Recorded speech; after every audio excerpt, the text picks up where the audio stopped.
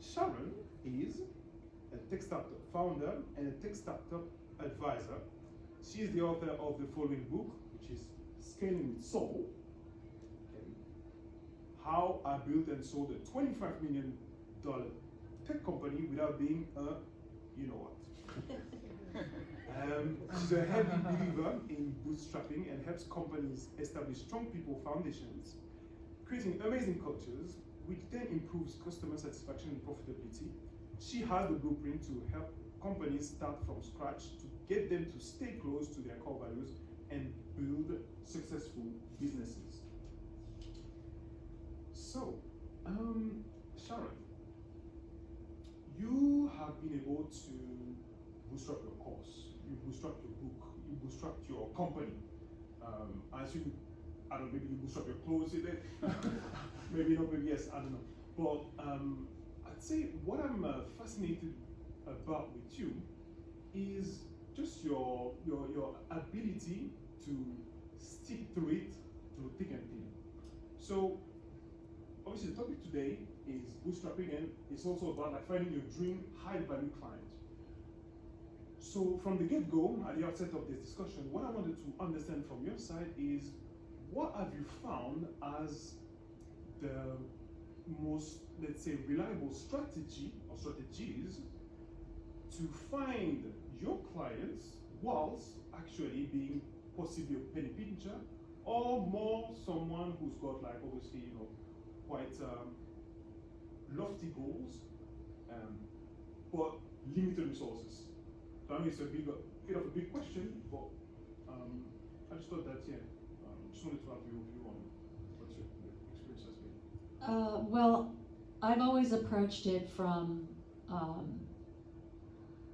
I developed my product side by side with my customers, essentially. And there's a lot of talk these days about finding your product market fit. Nobody talked using that terminology when I was starting, and now it's, always talked about, but that's essentially what I was doing.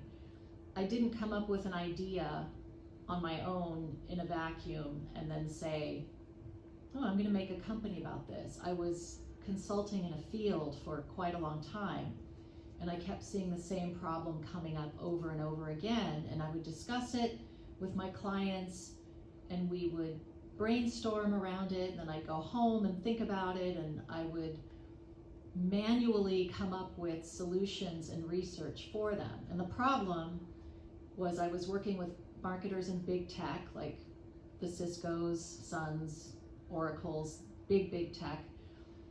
And these deals that they were selling into companies like HSBC, or the big companies all around the world, the deals were getting bigger and bigger, and the technology that they were deploying into these organizations were hugely consequential for the entire organization. And so the C-level players within those organizations were starting to take notice and say, well, wait a minute, I want to talk to these Oracle people, the CFO or the Chief Information Officer, sometimes even the CEO. And that terrified the salespeople from those companies because they were not used to selling into that level. And it becomes a completely different conversation. Especially when I started the company, we were talking about hardware, servers. And you don't go in and talk about speeds and feeds and features and benefits. You have to go in and talk about cost savings or, speeding up your business, ability to create more revenue, right? That's a different conversation. So in order to have that conversation, you have to understand the actual person you're going in to see. You have to know something about them. You have to understand what the company's business initiatives in that area are. And so that was the problem I was trying to solve for my marketers in big tech. And I ended up developing a database of executive profiles within the Fortune 500, and then years later developed a software layer on top of that to surface information. Then it became about groups of people. Like, well, we have 50 chief information officers that we'd really love to attract to this event. What do, not chief information officers in general, what do those 50 people care about, and how are they connected? How are they connected to our own executives? And it becomes a very targeted effort, and there needs to be real information and insight behind that. So that's what we were all about. That's why it was called Boardroom Insiders, and we enabled what was called C-level sales and marketing. And there was nothing else out there like that. Our competitors were people who worked at that company who would do that heavy lifting from a research standpoint. And usually they would just give it to some interns. But interns didn't always have the business acumen to be able to connect the dots, to say, well, I searched for this CFO, but I couldn't find anything about them. Well, what we would do was say, well, we're going to go to read the earnings call and see what the business initiatives are. And we know all the jargon. So we know when they say capital efficiency, what that means, or operational efficiency, we know what that means, and we can translate that for the customer. So this was a process of many years, and often I hear entrepreneurs or aspiring entrepreneurs saying, well, how do you come up with your idea? Or I need an idea. Especially if you're bootstrapping, find your idea in a field that you know a lot about, that you're working in, because then as you develop it, you can potentially hold on to your paycheck in working with those potential customers and co-create with them and validate along the way, and that's your product market fit journey. So you're mentioning that the software that you built was basically gathering a lot of C-level profiles, right? And what's interesting also in your story is that there's the time factor, right? Because I remember in your book you mentioned that from 2008 to 2012 you didn't really pay yourself, right?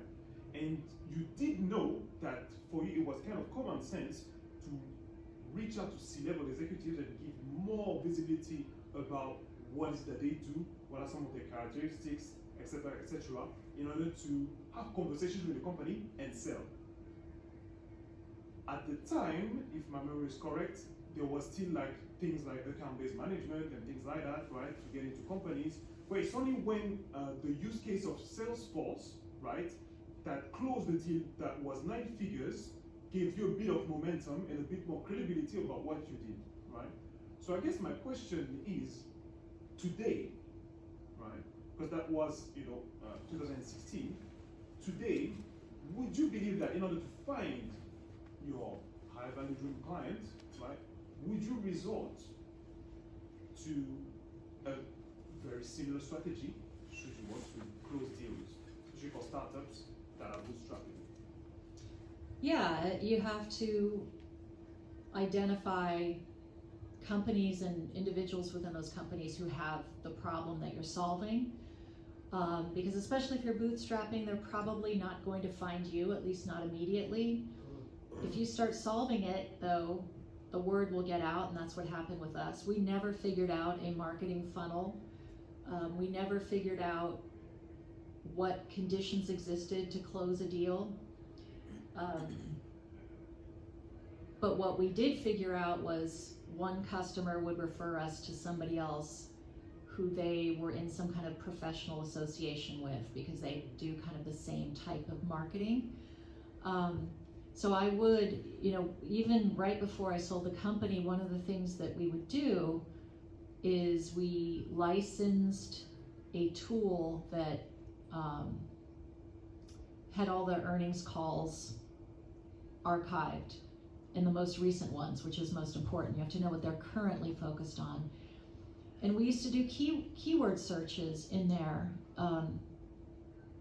selling to CIOs, selling to CEOs, and we would come up with the transcripts where that was embedded. And that's an easy phone call to make. Hello, hi, I just saw your CEO said on your last earnings call that you're really focused on selling directly into the C-suite. Well, we have a tool that enables you to do that.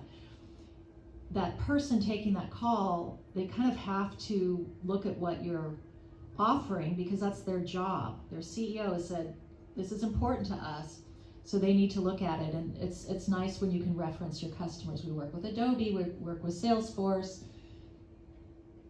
SAP, whoever it is. We worked with all the big ones. So rather than do what a lot of SaaS companies do, which is put out a ton of content and then have people come into your funnel and then, you know, further qualify them, that never really took off for us. What took off is that kind of thing. And by the way, we created a loop within our company because on our content side, our content people were reading those calls all day. That's almost all they did, reading earnings call transcripts. And so they had a Slack channel hooked up with sales. And I mean, I just had dinner with my sales guy who's still with the company a few months ago, and he said, oh yeah, so-and-so was reading a transcript and it said, we're selling into the CIOs, and she sent it to me and I made a call and we closed a deal within a couple of weeks. So and as a lot of times when a company grows, that link gets broken. And what might happen is that editor reads that and it doesn't even occur to them to reach out to the salesperson. They're not going to get paid anymore for doing that. But we created a culture where it's like, we're going to be efficient and you need to feed that information to this person. And another lovely thing that did was it created connection between teams that don't normally work together and respect and appreciation. So there's another benefit to the culture of operating that way, and it's not hard to do. You just have to remind people why it's important, and then, you know, the salesperson publicly celebrates the editor. Thank you to Gwen for helping me become aware of this deal. Maybe they take him out to lunch. So it's kind of a no-brainer, but often as startups grow, that connection and line of communication gets broken. So it's important to keep that going. That's interesting. And what happens obviously with most startups is that it starts with one person and they are the salesperson, right? Yes. So they've got to go out there. And that brings me on to another topic, which is VCs, right? So investments coming from venture capitalists. And I think you had somewhat traumatic experience with VCs. So they basically invested in your first company, $3 million, right? They decided to pull out of the bank that $3 million. Then they had the guts to sue you, right? Which is like kind of a Netflix kind of story. Is VC money always bad in terms of using it for a customer acquisition strategy? Or, I mean, yeah, what is the drawback and what are the advantages? Yeah, I don't think it's always bad. You just have to know what you're getting into, and you have to make sure that you're the right kind of business. I mean, what he's referencing is I raised some money back in 2000, for an email newsletter startup that I had. It was like a family business, and the people at the venture capital firm, they really weren't money people, they were ex-Disney people. They were the people who built Disney's first online property, so they were totally credible in the content space, which is what we were in. And at that time, I mean, most of you are too young to remember that, but it was like the first wave of the internet, and it was crazy.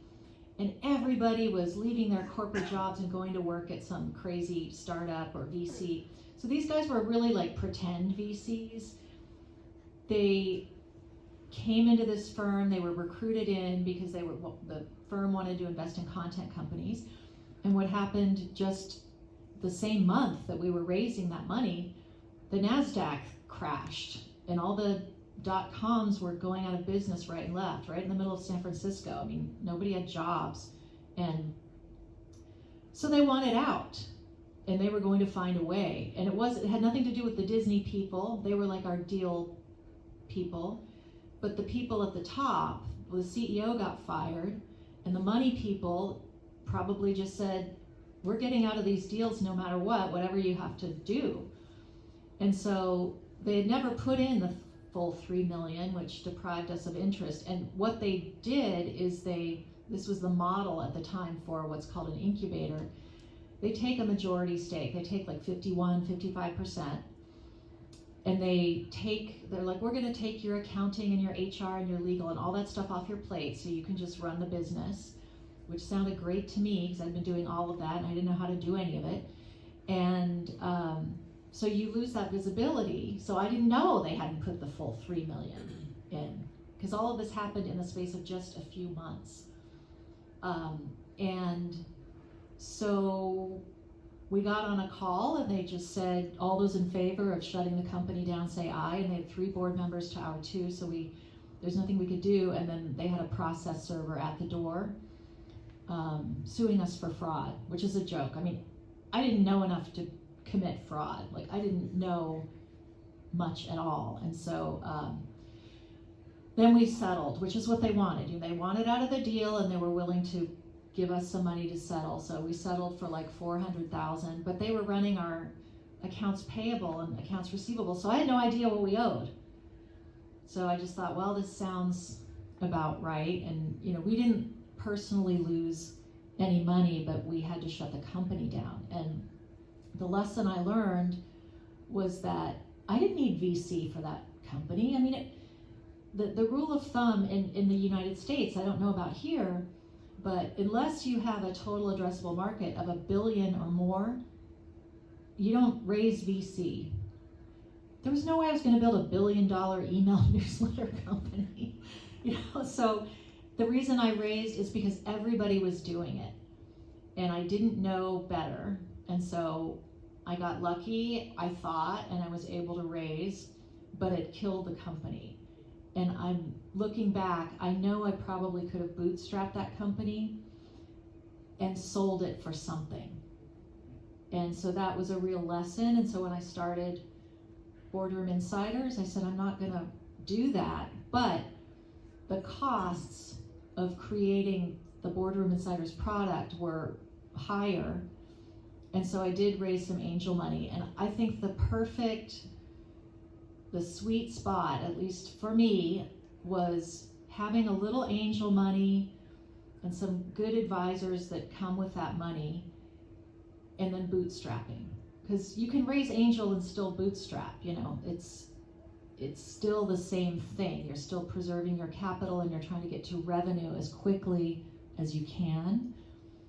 And you're trying to maintain a very low cost model.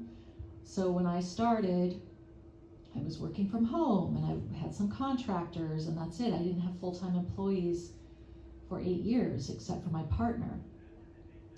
And that wasn't easy to do back then because working from home was still stigmatized.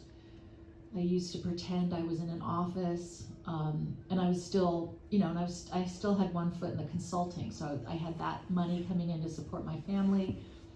And I remember one of my consulting clients just didn't pay. It was a rinky-dink one. It wasn't one of the big tech people. It was, when I first started, I had to work for some weird clients, and they weren't going to pay me, and one of the reasons is they investigated me and we found out you're a home-based business. It didn't matter, but they thought that was, well, she's not a real concern, and now look how much has changed. If you don't do it from home, you're wasting money. I'm always surprised if someone has an outside office when they don't have a lot of employees yet. It's like, why would you do that? That's an expense you don't need. Unless you have like 5 children and pets screaming around the house, that would be a reason to do it. My partner had an office when we first started because he had a lot going on at home. Yeah, I guess for most tech companies nowadays, if you don't leave that possibility to your employees to work in a hybrid mode, that's kind of frowned upon, I'd say, or uncommon. So things have changed. Right? By the way, I want to leave the Q&A for you guys. I just have one last question. And the question I've got for you is around setting that base to become profitable. So your first client, right, was someone that paid a $300 subscription, right, at Boardroom Insiders. And ever since that happened, then obviously you've had more success, and you've had like that odd client or that odd prospect that was also asking you for profiles, but the person or the agency was looking for like literally Vladimir Putin and Obama, right? Which was not your niche. And a lot of startups, when they start out, right, they please one client, but because they need to survive, they have to take on several clients from different industries. So what would be your best advice in terms of niching down as much as possible in order to basically get to high profitability levels? And if not, how differently should startups do it? Because it's kind of hard, right? You just need to survive. You need use cases. It's kind of tough for some startups. Yeah. VC-backed startups, they don't do projects that are not 100% aligned with their product use cases, defined product use cases. They don't have to. They have money. And this was one point where my partner and I would go back and forth and argue a little bit, because I would take on these, they're called custom projects, and there's a thing that's kind of unique, I think it's unique to tech marketers, is they're always budget dumping at the end of the quarter or the end of the year. They'll call you and say, if they like you, which I built great relationships, I've got 50K, what can you do? I've got 50K and I kind of need some help on X, Y, and Z. And so my job was to kind of corral them into something that had something to do with our business and our product, and that our database the information in our database was the foundation for the product, right? So in this case, it was SAP. And they were having some big event, and they wanted chief information officers and thought leaders and celebrities, and it was kind of a mess, honestly. But their CEO was going to be there, and it was about 3 or 4 months from the event, and nobody was booking this event, which not a surprise. And so I said, okay, let's narrow it down to business people you want there. And so they said, well, we want all these chief information officers, and we had these people in our database. And I said, well, what's the event about?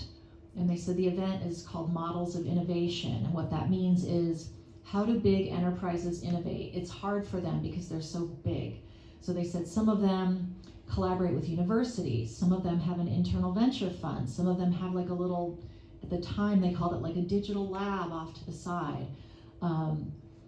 And that's what our event is about. So I said, okay, you want the CIO of Progressive. This is just one example. I did this for like 60, 80 people. The CIO of Progressive Insurance in the United States, he basically pioneered what's called usage-based pricing, which has now taken over insurance, at least in the US. If you drive a car, it used to be you paid the same whether you drive 50,000 a year miles or 5,000 a year. So he pioneered where, they have usage-based pricing, which was pretty revolutionary. So I said, you need to reach out to this guy and say, you pioneered usage-based pricing in your industry and now it's spread everywhere. How did you do that? We want you to come to this event and talk to your peers about how you did that in a large organization, how you changed something so fundamental. And contrast that approach with just sending a random email saying, oh, come to our event. So those were the types of custom projects I was doing. I was literally holding their hand and dragging them down the road. And the root of the problem was really marketers didn't understand how to do this. So even if they had our profiles in their hands, and this is why I kept arguing with my partner, I said, to show them what they can, how they can use the information, we have to show them. We can't tell them, we have to show them. So I did a big deck saying, this is the kind of event you need to have. These are how you attract these people. And they paid us like 40 grand to do that. I'm not turning down 40 grand when we're barely paying ourselves. So would a venture-backed company do that? No, they're not going to have their CEO monkeying around with this stuff. But we did that, and it worked, because then someone higher up the chain is like, oh, wow, this is really interesting. We should be doing this. Tell us more. Well, tell us how the database could help us do this. And the other fundamental truth behind this whole story is we were way ahead of the market. And sometimes this happens when you're creating a product. I was working with Cisco and Sun and all these big companies, and they were doing the C-level sales and marketing, but not all companies were doing it. And that was a little bit of a flaw with our product market fit research, because the more we tried to sell, the more we realized, like, these people don't know what to do with our stuff. And so it was like me going back to square one. I'm like, okay, I'm going to do all these consulting projects if they want them, because I'm convinced that if I teach them how to use it, they'll buy into it. But we weren't planning on that, and that went on for like 5 years. So there were a lot of custom projects, and it kept us afloat, because these are very expensive projects. And so it kept money coming in the door, and the budget dumping is something that we could take advantage of like almost every quarter. And if you do that for your clients, by the way, they love you and they want to see you succeed. So during the pandemic, when we were not sure if what was going to happen, like, are we going to survive?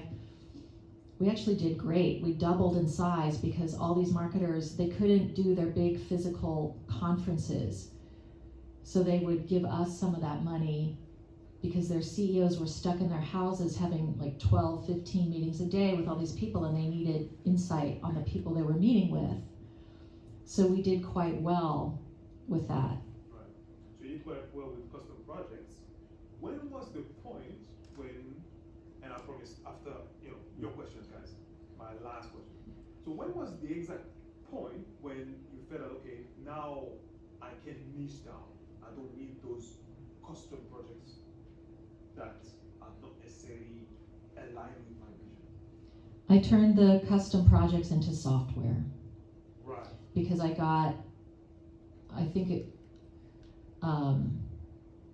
in 2019, late 2018, 2019, I was working on 5 of them at once, and I had to turn my whole dining room into like a war room, and I had to bring some contractors in to work with me. There was one for AWS, Adobe, Salesforce, Spectrum, 5 or 6 at the same time. It was insane. And so those probably added up to like 300K. And so I went to our development team, because the problem before is we didn't have a good development team or development partner, because we never hired internal developers. We were all non-technical.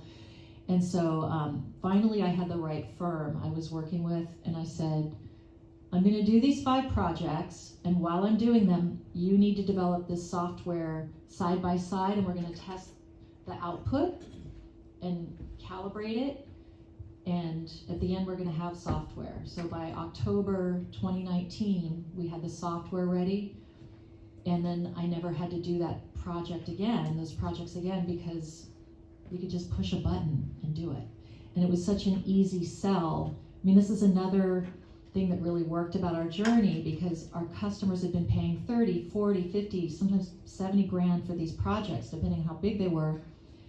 And it becomes a no-brainer when you go to them, because they're familiar with these deliverables, and you can say, remember that thing you paid me $50,000 for? and it took 4 weeks, and then the minute I delivered it to you, it went out of date, because these are real people in the projects, and they start leaving and going off to other companies. I said, what if you could just create one of these in 30 seconds, and if it changes, all the info is updated in the background because we're updating it. And you paid us $50,000 for one, pay us $150 for a year, and you can do as many as you want. So you make it into a no-brainer sales-wise. Pretty cool. Okay. All right. I'll leave it with you guys. Any questions for Sharon? One of the problems that I found with certainly the higher value clients, so I sell them to a big pharma, is that the sales cycle for me can be like 6 months, which when you are bootstrapping, is almost becomes impossible. And you've got to try and find small deals, a bit like your consultant stuff in the meantime. I'd be sort of interested to know if there's any sort of ways in which you found working with some of the bigger guys to speed those processes up. Respond to their emergencies. I don't know if you have that. I mean, it's funny to say that there are marketing emergencies, but there are, typically around events. So can you, it creates chaos in your business for a while, it sure does, but if you can be their go-to in these emergencies, and that can keep you afloat. I'm not saying go way out of your field and do something that has nothing to do with your business, but if there is something that you can help them with, it does help to push deals along or just get some money coming in, or you can try to sell smaller deals to smaller companies. And there's a good reason to do that just for your business, because we sold into such big companies, we became too big deal dependent. And we became too dependent on single customers at sometimes in our history. And so we started to go down market to try to see, can we close these deals faster? And sometimes we could. But yeah, it's not easy, and I feel like those sales cycles, they get longer and longer and longer, because there just become more and more people involved and more checks and balances. And like right before I sold the company, the info security stuff we were having to deal with was so onerous. So I feel your pain. Did you only ever go after like the big businesses, or did you ever go after smaller businesses? Yeah, my contacts were mainly in the big ones, and so that was the low-hanging fruit. We tried with the smaller ones, and we didn't make much headway until just in a couple years before I left, mainly because of being way ahead of this idea of C-suite selling. It was really only the big companies that were focused on it. But we made a little headway later on, because what we would say to the smaller companies is, well, okay, you might be competing against SAP. We're going to help you do that smarter, because they have all the resources, but you can be smarter in the way that you target these people, armed with our information. And so that helped us get in the door at some of the smaller companies. But for many years, nobody knew what we were talking about, except at big tech. I guess with the bigger ones, obviously you get a bigger ticket for you in your business, right? With the smaller ones, was the juice worth the squeeze kind of thing? If you go in like almost the opposite way, starting at the big ones and coming back down again. Yeah, it was worth it. A $35,000 deal versus a $300,000 deal, we'll take both of them. And you do want to be less concentrated and less big deal dependent, because, like, for example, the beginning of COVID, we had this big deal with Microsoft that was supposed to close, and they ended up cutting it in half because they were scared. And that was a huge hit, you know? So if you have a few, you know, 5-figure deals, it can help take the sting out of that and make you even.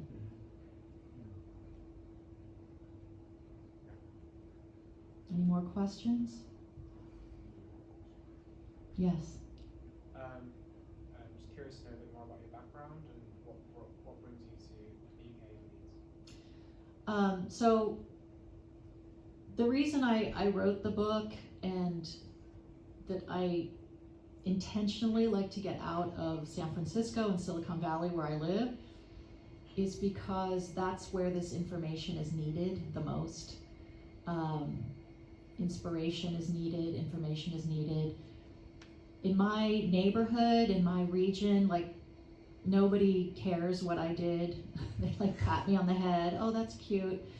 But the fact of the matter is and I've learned this since I wrote the book, because I'm really digging into the numbers with some of these deals, even though nobody wants to really talk about the numbers, is that as a bootstrapper, selling a $25 million company, I personally walked away with more money than some VC-backed entrepreneurs that sell a $200 million company. And only 0.5% of entrepreneurs ever raise venture. And I'm trying, like a tiny little gnat, I'm swimming into the wind or flying into the wind. I'm trying to say to people, like, I know all we hear about is venture, but it's really not the way to go for most people. And it's probably not the way to go for you personally if what you're trying to do is build something that you can save or that you can sell for an amount of money that you can retire on. Because the worst thing is it's hard, right? It's hard to build a company and you sell it and you have to go get a job somewhere else because you didn't make enough money. You know, I mean, I'm older, but you know, you all are young. I mean, you might be able to do this 2 or 3 times. But if you spend 14, 15 years building something and you raise venture and the numbers don't pan out and you walk away with $1 million, or in some cases I've heard nothing, that's awful. And so I'm trying to educate people on that by sharing my numbers and sharing other numbers that I hear, but a lot of people don't want to share numbers. But the more I hear, it's kind of shocking, and I'm meeting more people like me who are like, oh yeah, that's why I bootstrap too, because what we're seeing is that not only do you preserve more equity for yourself, but even if you're completely optimistic, well, I raised 50 million and, you know, I have 3% of the company or something, that company has to sell for so much for you to get your money out that it becomes less and less likely. So selling a company for 25, 30 is much more likely than selling a company for 200 or 300, even with venture backing. And as in my case, when I raised venture, they don't care about your business, even if they act like they do. They're in the money business. And if they have 20 companies in their portfolio and they've got one unicorn and some are kind of middling, they just don't care, right? And so they might, if they have board seats, they could pressure you to sell. I heard of a company called Trados that was in the translation industry that I was in for a while, and they ended up selling for 50 million, and none of the employees or founders got anything. And it was the investors just wanted that off their plate. They saw an opportunity to sell it, and so they just got out.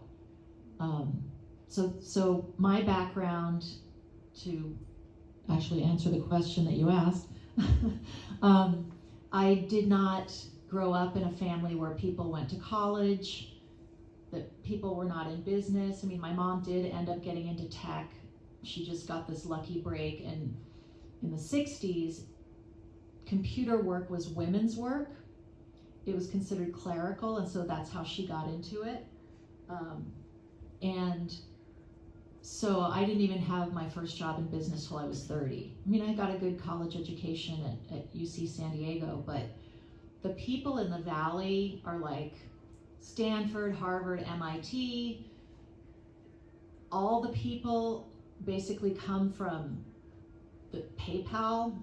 That's where Elon Musk and Peter Thiel and all the people who are currently taking over the United States government, they're all from the PayPal mafia, they call it.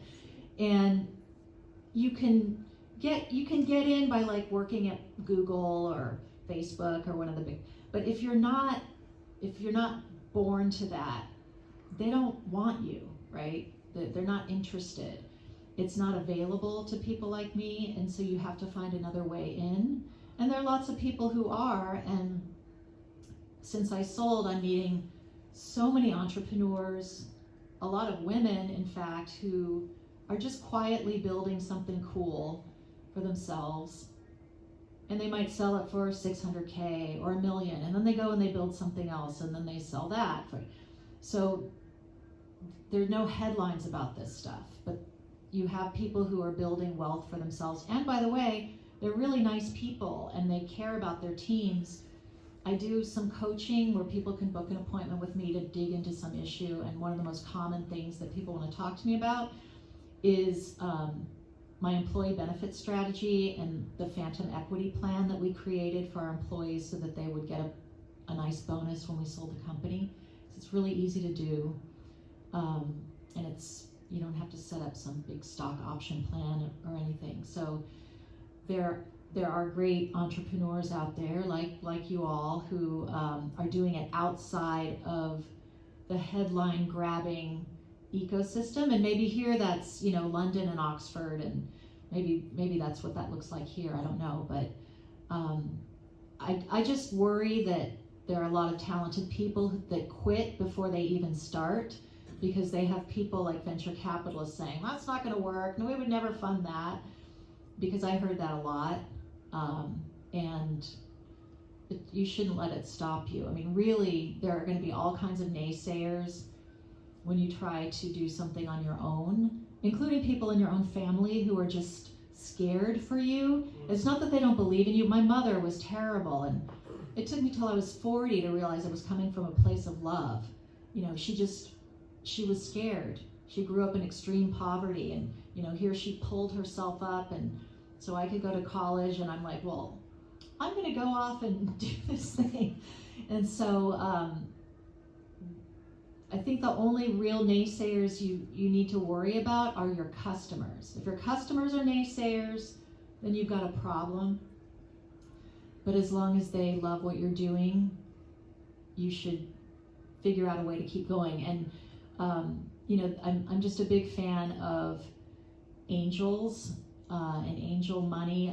I didn't know a lot of wealthy people, but I did know one serial entrepreneur, who hit it big right before I started my company. And so he was my angel. And it wasn't a big process. I just told him what I was doing, and I told him the numbers, like, hey, I have clients paying me $1,000 to create these bespoke profiles. I want to put them in a database and create a subscription. He's like, great, go do it. Here's $125,000. And then later we needed a little bit more money to build out a certain data set, the Fortune 500 data set, and a couple of my partners' buddies threw in like $25,000 each. All three of these guys are seasoned entrepreneurs. So you want angels who are already so well off that they're not going to worry about that money. They're not going to call you every week saying, what's going on?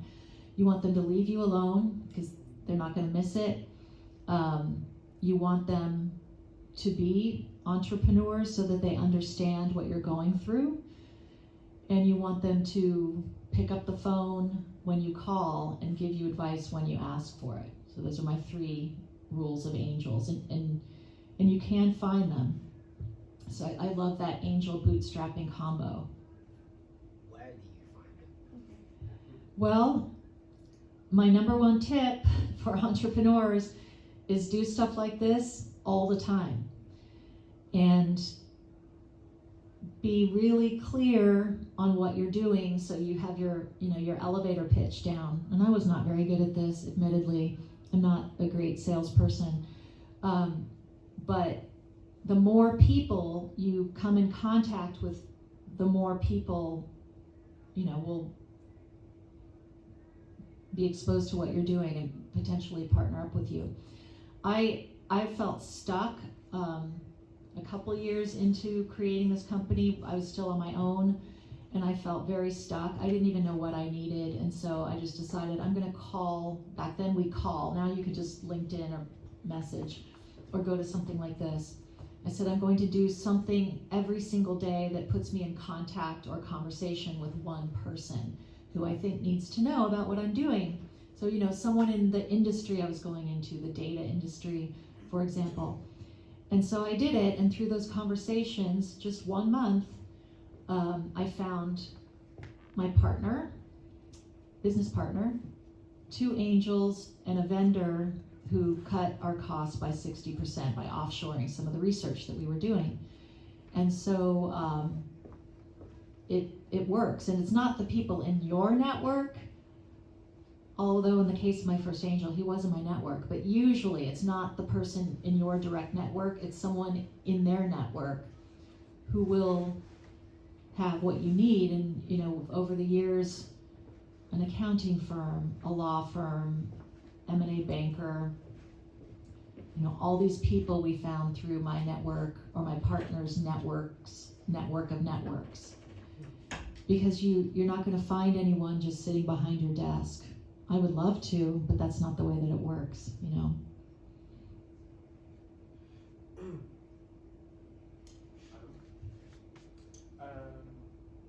So my question is basically, what's next for you? You've sold a business, you've written a book. Are there any other projects that you're interested in? And do you have any hot takes on anything impact related, impact businesses? I'm still figuring out what I'm doing. I spent about 6 months trying to be a retired person, and I didn't like it. And so then I wrote the book and tried to sell the book, and nobody would buy the book in terms of publishers. So I just published it with a hybrid publisher, which are people who have fled publishing, and you pay them to publish your book. They did a great job. So I bootstrapped my book, essentially. I feel like I'm in a funnel, and I'm about halfway down, and I'm hopefully going to come out within the next year. What is it that I'm doing? I'm still not sure, and that's okay. I don't have an urgent need to make money, so that's good. I just want to do things I enjoy. But my mission, I do have a clear mission, and that's to demystify entrepreneurship and make it more accessible to everyone, even if you have a background like mine. So that's my mission, and I'm trying to figure out the best ways to do that. I got on TikTok.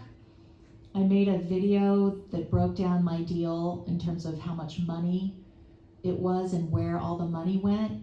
And so that went really viral. And so now I have this TikTok following, and I'm putting up a lot of videos on so many topics. I probably have more than 100 videos, like how to find a business partner, how to find your idea, some of the things I talked about tonight. And I'm doing things like this.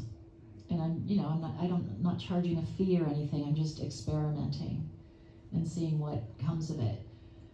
And I met amazing people in Edinburgh, I could probably move there and get into some stuff, because that's a very small entrepreneurial ecosystem, and I met all the top people. It was amazing. I have signed on to a new firm that is helping women exit their businesses. Remember, I said these tend to be pretty small exits. I'm like the high exit person, because I exited at 25 million, but these women are between 500K up to 20 usually. So that's kind of hilarious given how people treat me, like, oh, you're like this. So, you know, I've invested in a venture fund, a woman-run venture fund. I'm really trying to, I'm not exclusively devoted to helping women, but women are under attack in the United States, so I'm really putting a lot of energy there to help women become, you know, help them build wealth, essentially.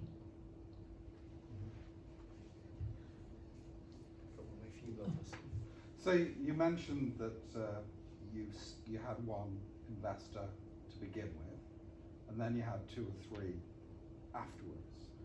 So I'm just wondering, I know it varies, but typically how much might your first angel investor want in order to invest? I mean, maybe not as much as a VC, obviously. Oh, the percentage? Yeah, just kind of what.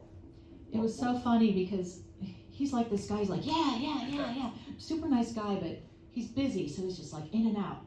You talk to him and he says like, tells you like 50 things in 2 minutes.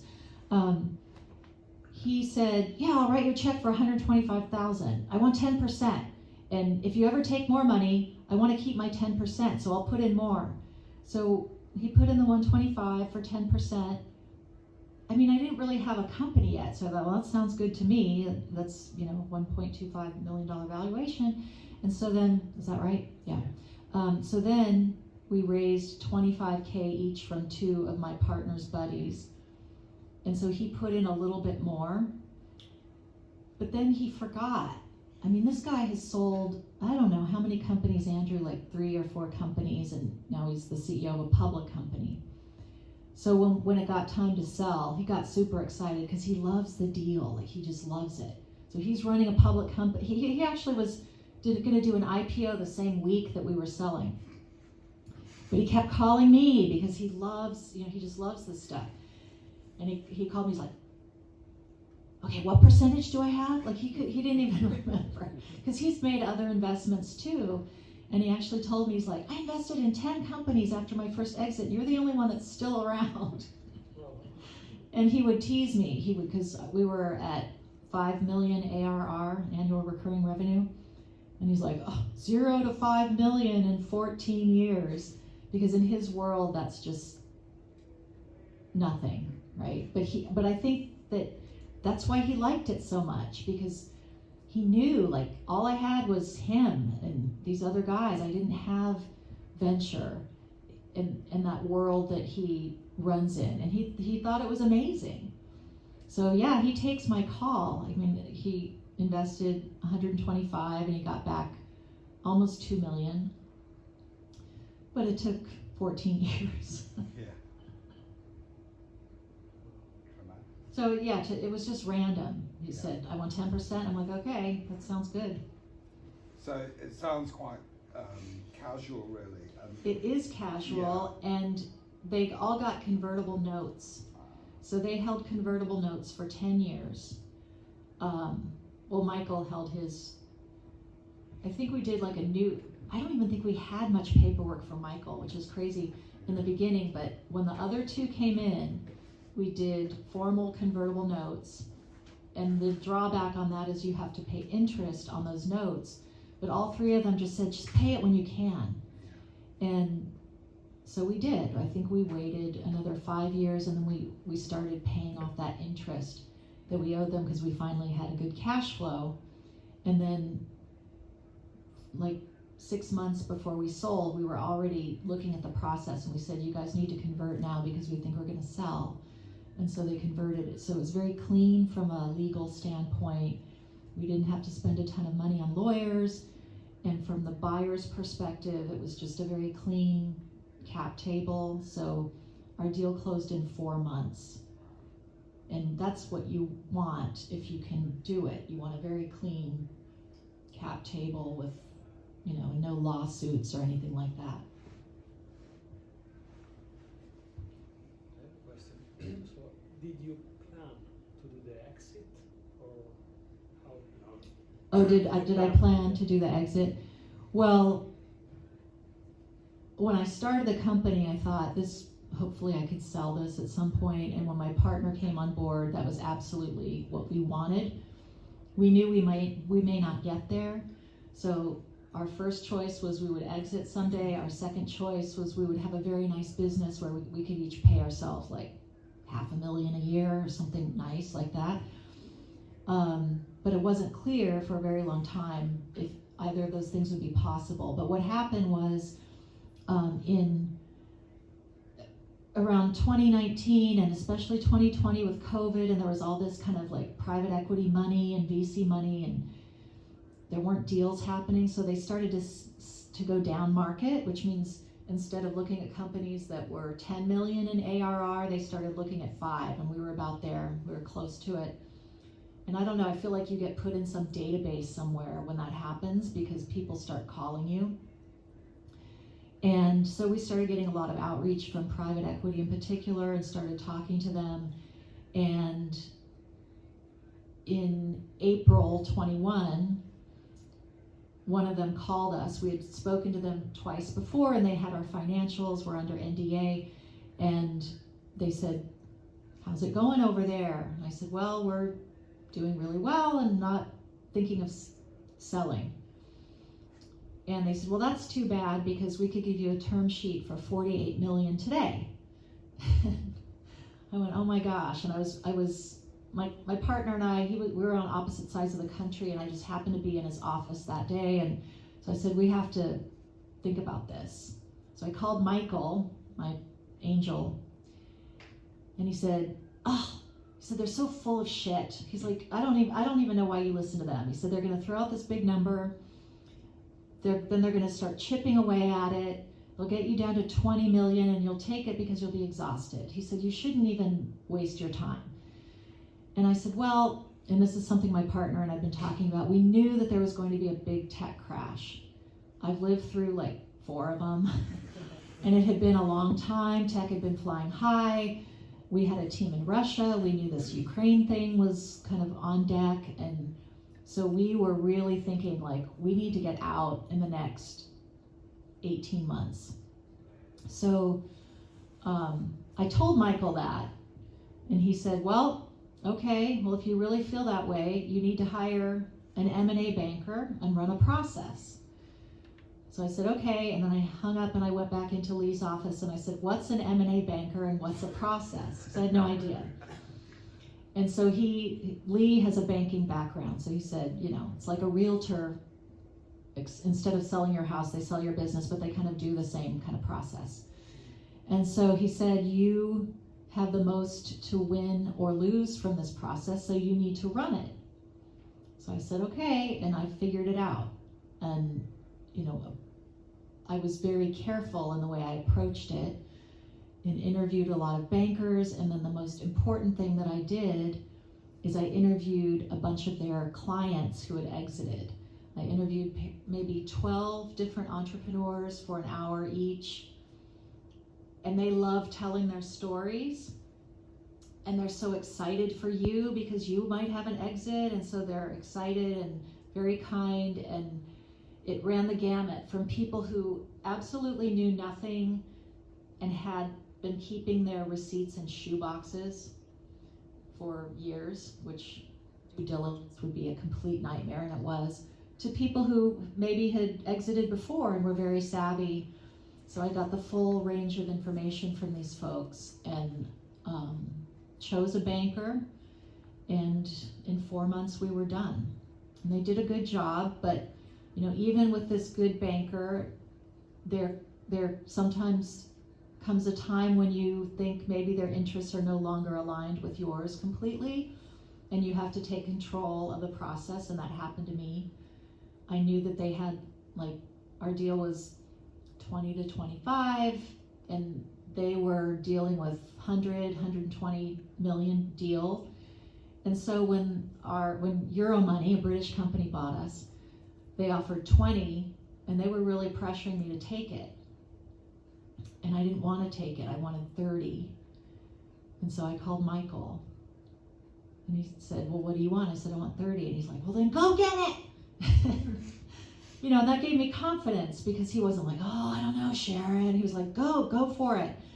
And, the banker was like, I don't know, that they might walk away. And I'm like, well, then they walk away.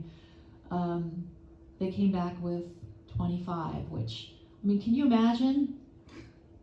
$5 million is a lot of money. If I had just listened to the banker, like, oh, okay, I guess I just, but that wasn't, see, Lee had less equity than I did, so he needed to be happy. Like, he kept saying, it's your decision. I said, no, it's yours. You need to be happy with what you're getting. Because I'm going to be fine, but you need to be happy. So that's how we decided to sell. It was a very kind of quick decision based on fear of the future, things that were completely beyond our control. And sure enough, we closed the deal January 2022. Within a month, Russia had invaded Ukraine, and our team in Russia had fled to Istanbul or somewhere. And September 2022, you had the big tech crash, and our company lost $1.5 million in renewals. But I wasn't running it anymore, so that's good. Because Lee and I were exhausted. If you're an entrepreneur, you get the exhaustion part. And once you have a team, we had a team of 30 in the US and 25 through a dedicated vendor in India, and then we had the Russia team. You're no longer in the business you were in when you started, you're in the people business. I loved that part of it, but Lee was exhausted because he was actually physically in the office with all these people, and you're in a different business, and that's an important thing to remember, is making that shift from, a small entrepreneurship situation to like running a team. And that can go badly, so you really have to focus on that.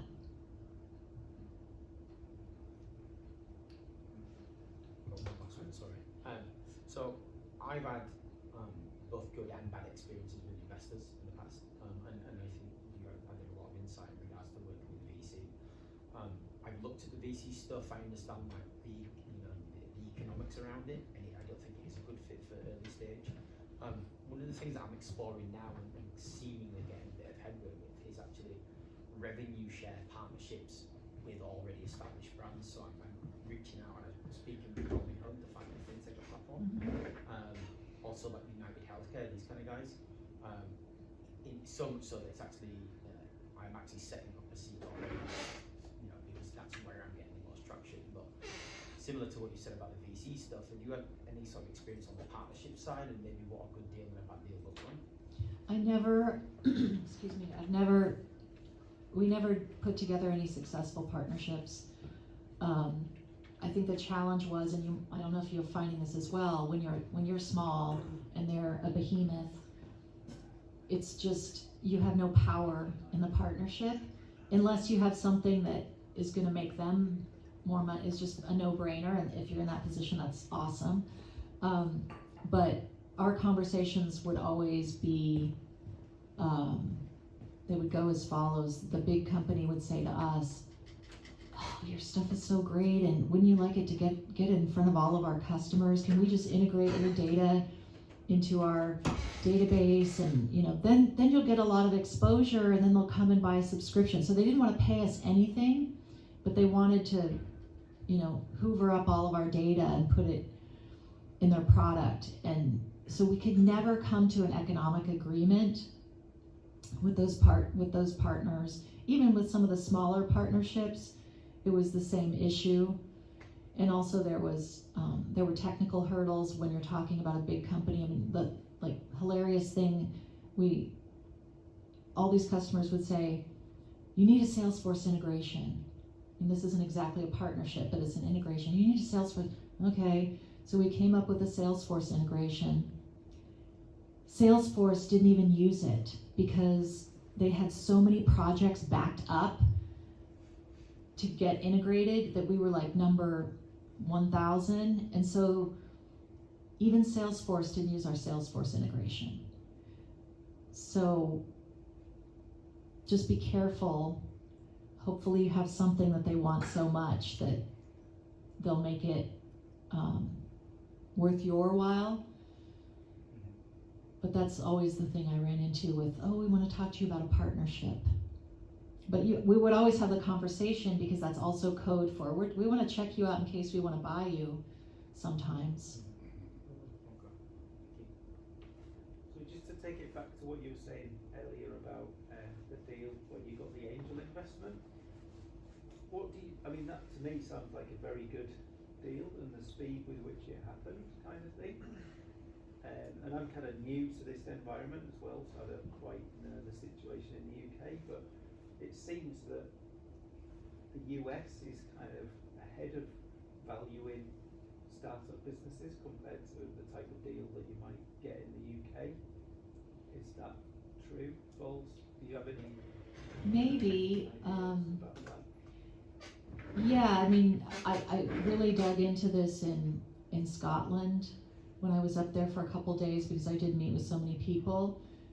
And what was interesting is there's so much government support for early stage startups, but once they start to scale, I'm hearing that that's the real where the friction starts, because there may not be enough angels to step in at that point. So I said, well, so what happens? What's the impact? And they said, well, a lot of times they moved, if they're really doing well, they move to the US, or they just stall. They stall out, which is a shame. So yeah, the angel ecosystem may not be as developed here. I mean, there's just, my partner just used to call it California money, you know, because even in the Charlotte, like the Research Triangle, Charlotte, Raleigh-Durham, in North Carolina, there's a lot of entrepreneurship there, but the scale in the valley is just so much bigger. But I know this sounds crazy, but there are a lot of, and you definitely have to vet these people, but there are a lot of phenomenal angels and small funds, the people who run them on TikTok. I follow a bunch of them. And I wonder if there's something like that here, or, you know, if you just start to get in this ecosystem. And I go back and forth with these people, like they'll respond to you. You can have conversations. I've set up meetings. A lot of them are women, so I would check that out and just get as much exposure to as many people as possible who are in that world. Because I mean, like, especially women too, because as an example, my partner, the minute we sold the company, like all these opportunities came out for him in the woodwork, like to invest in this or do that, and I was like, whoa, wait, what? How do you find out about these things? It's just because of his network and who he's been exposed to, because dudes are usually in business, right? And all the women I know who are my personal friends, they're not in business, they're in nonprofits, or they're in medicine or something else. And so build your network, and build your network not only for the business you have today, you know, you like want to build your network of potential customers, for example. That's what I did. But build your network for where you want to go in the future. If you want to, if you think you're going to want to raise money, like start investigating people in that realm. And you might be very surprised where it leads you. Do you think it's worth British entrepreneurs talking to US investors as well, or is it too much of a, I don't know? I think if you're doing something very interesting in a sector that a certain angel is focused on, I think so.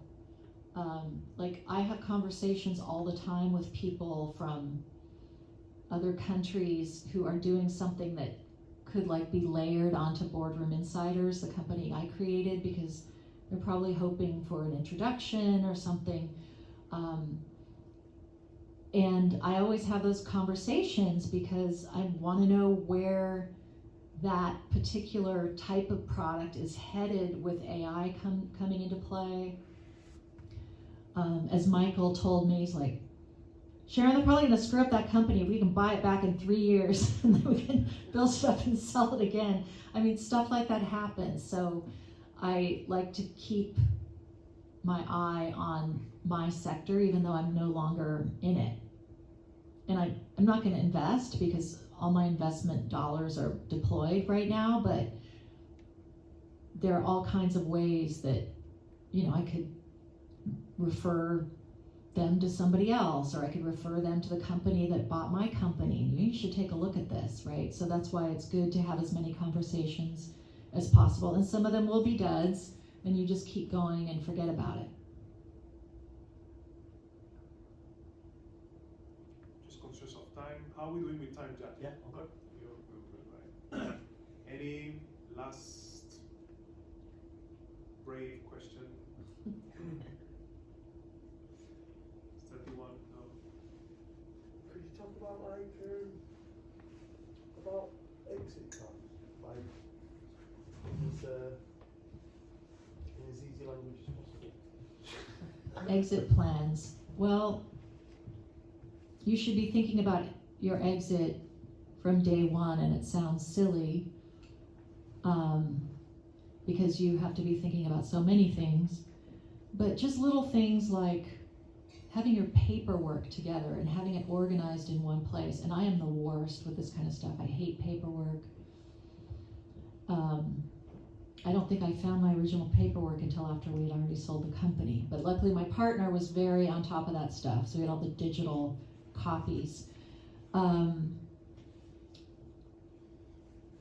Things like, when I had my consulting business, I was putting money into Boardroom Insiders, but not really tracking it. Like, just don't do any of that stuff. Keep everything very clean. I had trademarked the logo and the name under the guise of my consulting group, which was a different name. So that actually caused me a lot of headache, like in the last week of the closing the business or closing the deal. So just keep everything very tight. And if you raise money or if you bring someone into the business, you have to be very careful about it, because that could come into play, it will come into play down the line. I talk to a lot of entrepreneurs, and sometimes they make mistakes early on with like how they pay people, or they were paying everybody so much, and then when comes time when they really need to put some money back into the business to get it ready for exit, they need to tighten some things up, and they don't have the money to do it. Or people just start making so much enormous amounts of money. They're like, we got to rein this in. Like, that's really hard to do. So for example, one of the things we did is when we saw things were going well and we wanted to get more money in people's pockets, we did it with more variable compensation, or promotions and giving people more responsibility. And then when you get closer to the exit, you hopefully want to do something like a phantom equity plan for your employees. I mean, I felt my mental vision of myself is in the last 6 months was like I was just throwing money at people as I ran out the door, because I wanted them to, and also giving people more responsibility, because you want to prepare your team. You don't want your team, because they're probably going to get rid of you. They got rid of me. You don't want your team going into their new management and being like, well, I wasn't really running this function. Sharon was doing it. So in the 6 months before we sold, we passed on all the responsibility, and we gave everybody what they needed to train and do their own budgets and do their own hiring, and made sure they knew how they were working with the other departments. We gave everybody raises, because they're not going to go back in compensation, so you want them to go in at a nice level. You want your team to be happy and land somewhere where they're going to have more opportunities and growth. And so there was a lot of that we were doing towards the tail end. We formed a leadership team just like 7 months before we sold. And we just said, you need to own this, you need to own this, you need to own this. And it was brilliant because day one, when the new company took over, they were ready. And all throughout, you want the company acquiring you to be super impressed when they take you through due diligence. Because if there's a lot of stuff going on that's not good, that they might, it could tank the deal, honestly. But you also want to set your team up to be successful there. It's not just about you getting out and looking good, it's about everybody looking good so that they have opportunities to become leaders in the new company. And most of our team is still there. The only people who left were people who were in duplicative roles, who, there was no longer a role for them. But everybody else is still there. And they're doing quite well and they're happy. And that's what I wanted, because it can go poorly and you're never going to forget about that. I've never heard the term before. Did you say phantom equity? Phantom equity. In Silicon Valley, it's like you can't hire a dishwasher without them asking for equity in your company. But then we hired in South Carolina, North Carolina, nobody ever asked for equity, which was nice. So we didn't have to deal with that. But then the closer and closer we got, as our team grew, we said, okay, every year we want to add something else for our team. So we started with, 401k, retirement plan, the basics. Then we added, profit sharing and how can we get more money into people's pockets when we're doing well, right? Like we were kind of scared to raise the salaries too high because what if, there's a downturn and we don't want to lay people off. So we kept adding things every year. And in 2020, when we did very well, we said, okay, we think we might be getting close to sale. And we wanted to get everyone to stop talking and speculating about what our plans were. So we had a meeting and we had drawn up the paperwork and we said, look, we do want to sell the company someday. We don't know if that's going to be next year or in 5 years, but we just want to all be on the same page with you all that that's our goal. And we need, in order to do well with that, we need to keep growing our ARR, which is going to take all of us. Even if you're not in sales, you play a part in growing the ARR, and we explained that to everybody. And then we said, and we're going to we've put together a phantom equity plan, which is basically, it's a 3-page contract, and it says that if the company is sold, that 3.5% or whatever percentage you want of the net proceeds, that means after M&A fees, after accountings, lawyers, that's going to get put in a pool, 3.5%, and it will get distributed to employees upon the deal closing. And how did that work from a tax point of view for you? So my assumption is that you would be taxed on the initial amount, and then you're giving that, is it like a gift, or is it you're only taxed on the net after you've distributed those? Yeah, so we're taxed on the net, so it becomes a tax event for them. That's like the only drawback, because I think it gets taxed as bonus income, which is higher. So I told each one of them, I said, call your accountant or an accountant immediately, because you're going to want their help minimizing the tax impact. So you can hold on to as much of this as possible, and maybe they could invest it in something or put it in some kind of fund.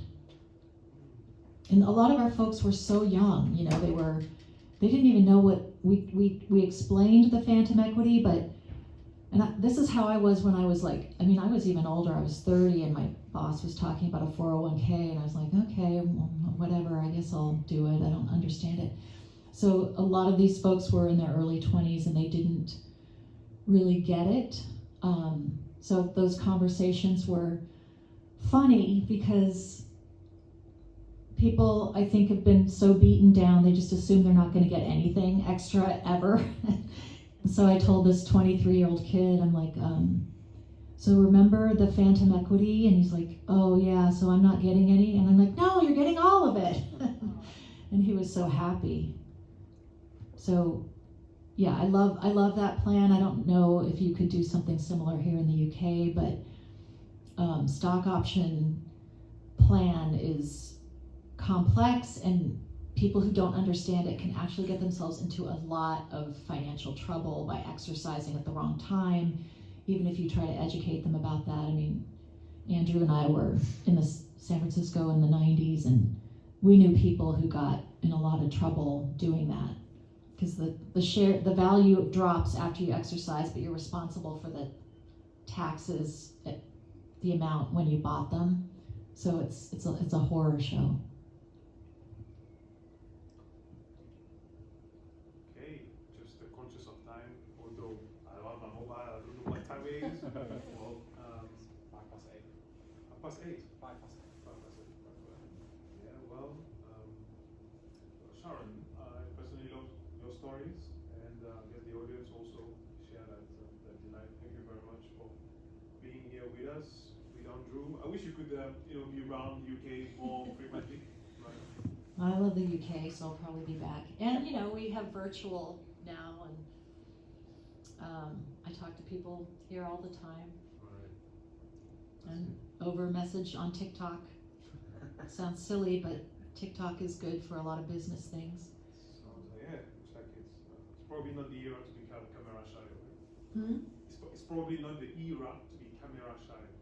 Right. Just helps with business, Yeah. social content, etc. Right? But I do have a lot of impersonators on TikTok, so make sure that you use my middle initial and no punctuation or anything, because they'll send you some message to get on Telegram with them, and there's up to all kinds of things. TikTok is the Wild West. And follow on LinkedIn. We have the book. We're gonna send, I think you have everybody's email, so you'll get a digital copy of the book. If you want to buy it, that's good, or share with your friends. Yeah, I mean, I have to be consistent with my mission to make entrepreneurship more accessible, and in that spirit, you'll get a free digital copy of the book. Oh, thank you so much. Such a good gift, and I would recommend the book to anyone. Right? It's to me, when I read it, it was like good introspection, just a good business book, and just a good book like for just life, right? In general, just because it's funny how like sometimes you say in your book that I never knew what I really wanted or where I was gonna go, when you've had like a lot of experiences that just make who you are. I think that's just fascinating, right? Because like it's always hard for, I guess, younger people in general, like to find out from them, okay, what is that you want to do, what is that, where you want to go. And you're an example of someone who has gone through a lot of things, but then things have worked out for you. And I think to exemplify that, I really love in the book when you talked about like you having a sales job and then literally saying to your boss, hey, I'm quitting, and that resulted in a 10K consulting assignment. It was quite amazing. But hey, That was the worst job ever. The book it's a beach read, not a business guide. I wanted it to be that because I don't learn by looking at a list of things to do. I learn through people's stories. And so there are lots of personal stories in the book and what happened, the good and the bad. And but I hopped on calls with entrepreneurs who have like sticky notes throughout the book. So they are taking away lessons and instruction from the stories, which is exactly what I wanted. It's just much more interesting and easier to remember. Yeah, that's why I can remember that. Yeah. Wow. Thank you so much, everybody. Thank you so much. I think there's more drinks if you want, but I'd like to believe that we may close soon, so yeah, just grab as much things as you can. I guess I don't know if you're sticking around for more networking for those people who want to.